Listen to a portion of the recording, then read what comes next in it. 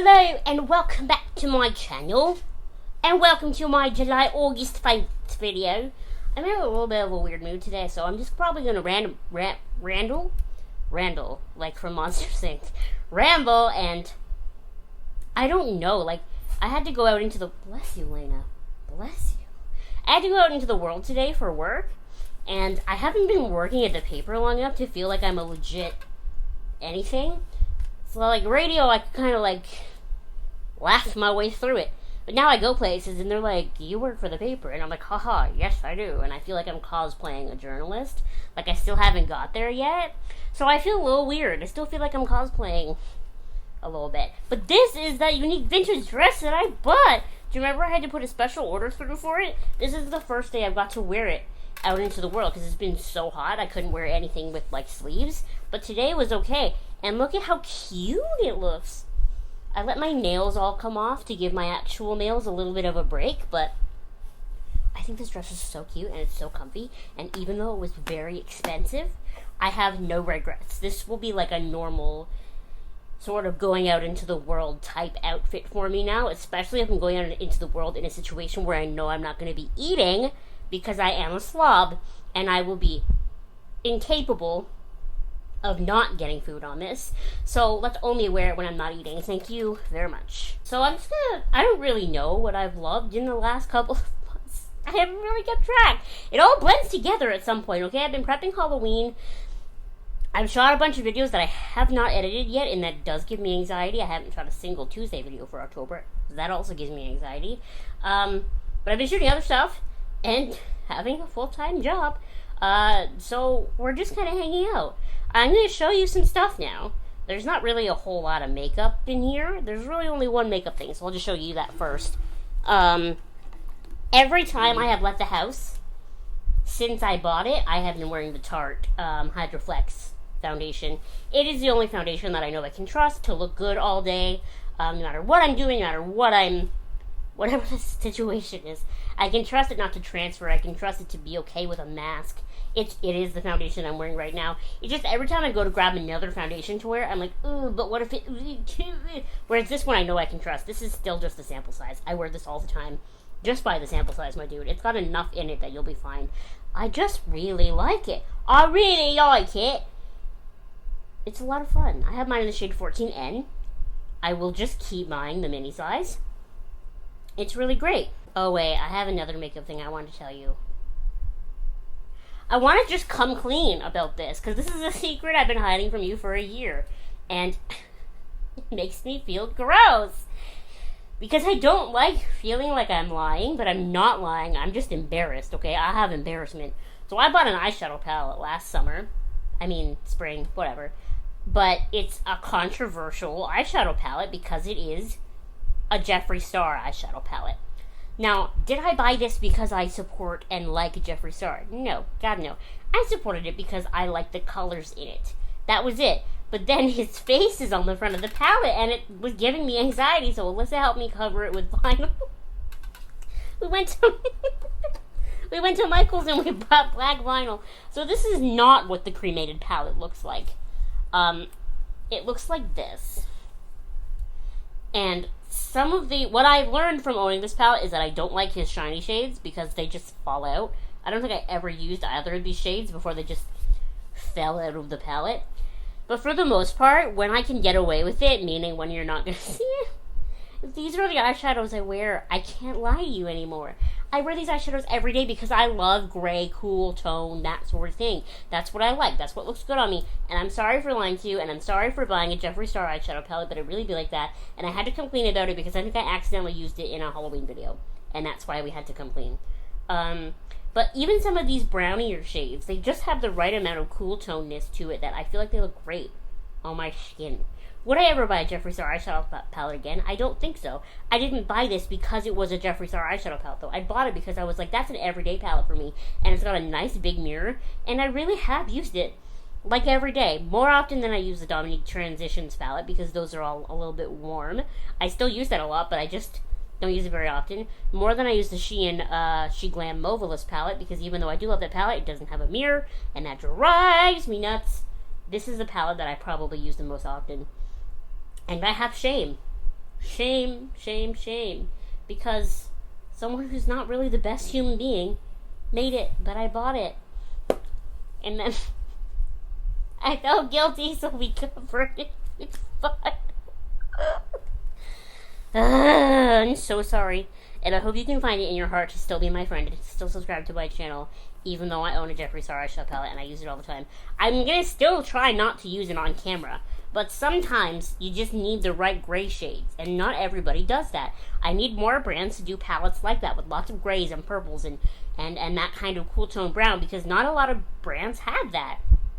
And that's what I need. We have warm palettes coming out the wazoo, and the only cool toned, completely gray, purple, that sort of thing palette I could find was Jeffree Star.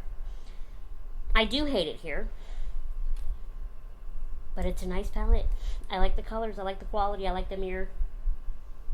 Sorry to say, but that's the truth. I bought like a body care product the other day, and I wanted to show it to you because I didn't know that this existed, and I thought it was so cool. So this is from Bath & Body Works, and this is an antibacterial hand spray. So instead of drip to drip hand sanitizer, you just spray this. Where's the spray? Look at that. Put the cappy back on, put it down. I bought it in the cucumber melon scent because I didn't realize there was a vampire blood one, and I'm dumb. And it smells so good, and now my hands are antibacterial.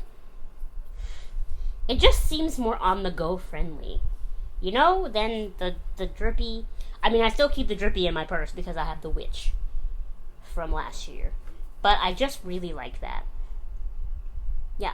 So now we're moving away from body care and makeup and that sort of thing to some other things. I know I just talked about a Jeffree Star palette, and that's controversial, but I'm going to talk about Shein, which is also controversial. But I just really love this blankie. This is my ultimate snuggle blanket because it's lightweight. It's not very big. You could pick the size. I picked sort of a smaller size because I'm smaller, and I just like to hold it. The corner of my desk, like where I lean, has a really sharp edge, and if I lean on it too long, like my arm starts to go numb. It leaves a big crease. It's really not fun. So I use this blanket, and I just like one of those winter things that you put your arms in, and I just lean against. I just really like this blanket. It's very handy, and it's very cute, and it wasn't expensive, and it's got jack-o'-lanterns and cats. I'm sure you could probably find an equally great blanket out in the world somewhere. But I look at HomeSense and Winners every year for a spoopy blanket, and I've never found one. So y'all Americans, and you Home Goods, and you TJ Maxx's, you find them all the time, but I never find them, so I had to buy it from Shein. This is not my fault, and I will not be held accountable. That had cats on it, so let's move to something else that has cats. I bought this at Winners. Never mind the witch. Beware of the cat. I sit this on top of the cans of cat food by Elena's Food, where she eats, and it does make me laugh almost every day. So I don't know that this was necessarily worth the $7 that I paid for it at Winners, but I defensive eat with food. Like, I eat so that other people can't eat when I'm eating. And I sometimes do the same thing with shopping at Winners. Especially places like Winners and HomeSense, when I know that there's a possibility that they're not going to get something else. And this was the only thing of this there. And I was like, but if I don't buy it, someone else is going to buy it. And I don't know that I can handle them having it and not me. So that's why I bought it. And it's true, actually, because you might think I'm the Wicked Witch, but you ain't ever met my Elena. She's scary. But I love her. But she's scary. And then the last sort of pre-planned thing that I had out on my table here, I thought I had already showed this to you, but I guess I didn't.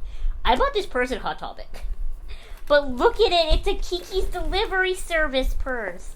And it's so cute. And Sam keeps getting mad at me because I won't take the plastic off the little metal plate here, but I'm just not going to do it. And I just love that it's got her little silhouette and the moon, and it's this beautiful lavender, and it's got the little cauldron and all these flowers.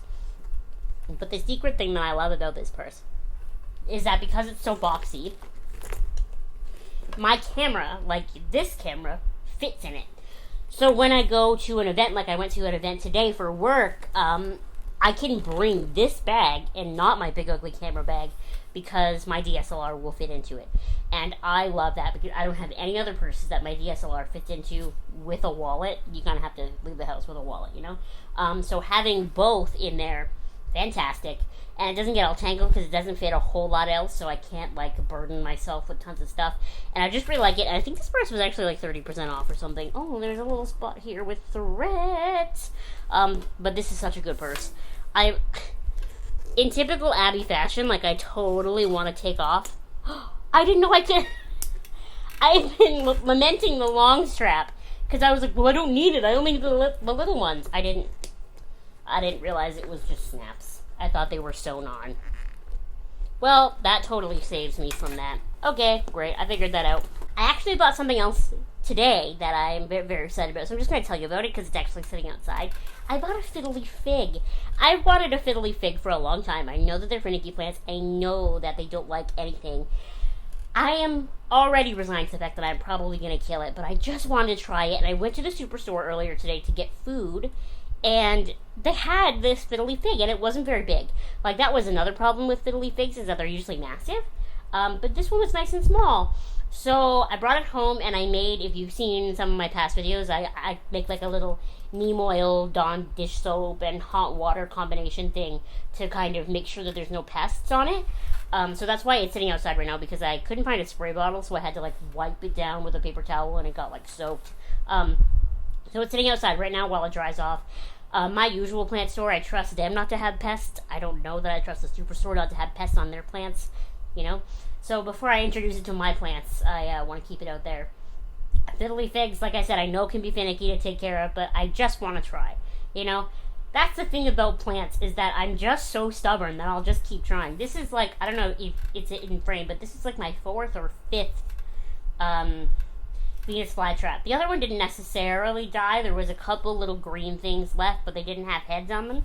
But I threw it out anyway about this new one. But every time I buy a new Venus flytrap, I try something new with it. I try a new way to take care of it to see if I can get it to like me. So I've had this one for like 3 days.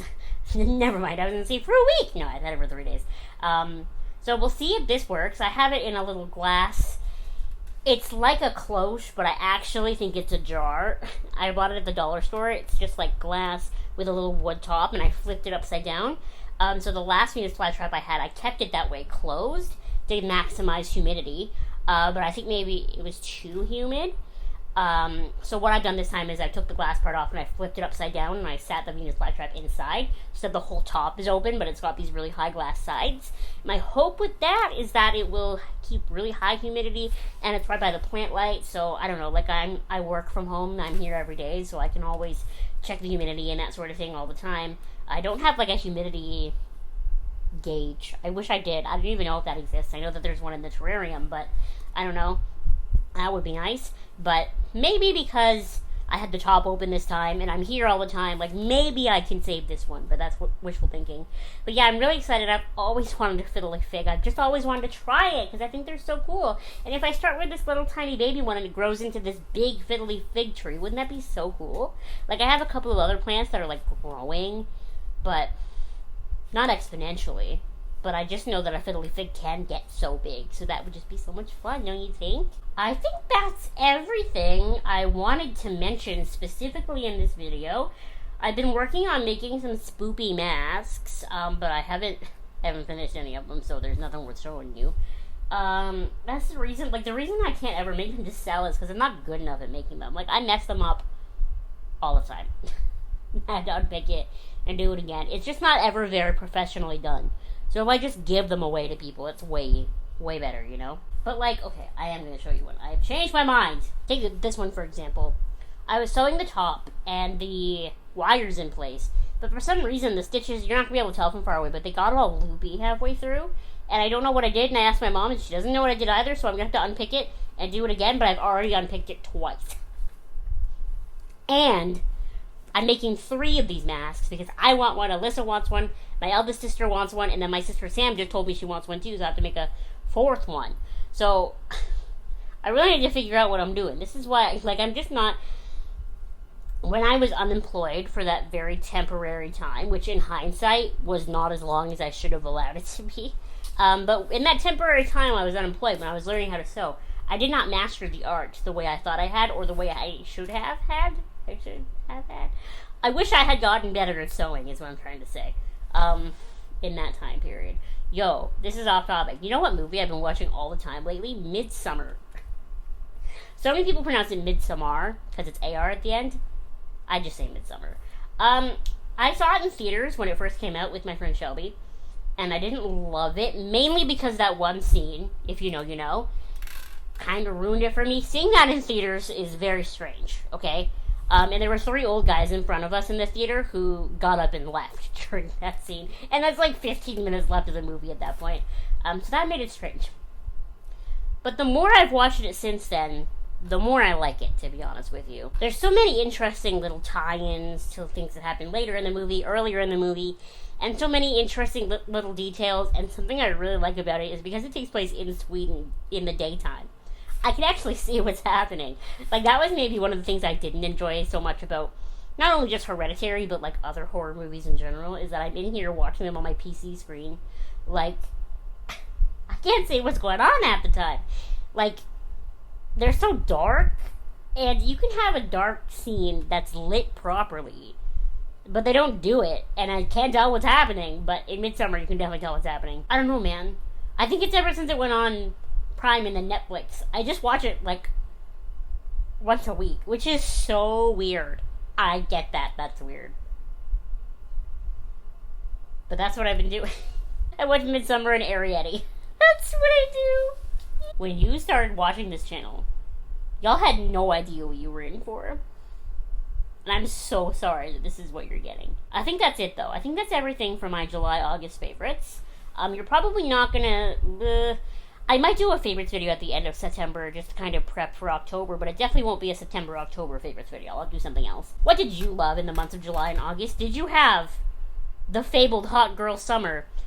Or did you do what I did and just sat in here by yourself and watched Midsommar and played Katamari REROLL on your Nintendo Switch? Because that's all I did. Man, I love that game.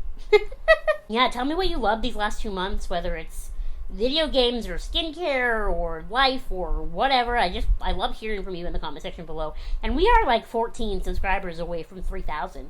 So that's pretty sick, if you ask me. So tell your friends, tell your family to subscribe to my channel. Tell them you found this really weird girl in a wheelchair on the internet, and they should all watch her videos. For no reason other than she makes herself laugh. And sometimes I like to think that I make you laugh, but I don't know that I do. Anyway, I'm going to stop rambling now, and just say thank you so much for watching this video.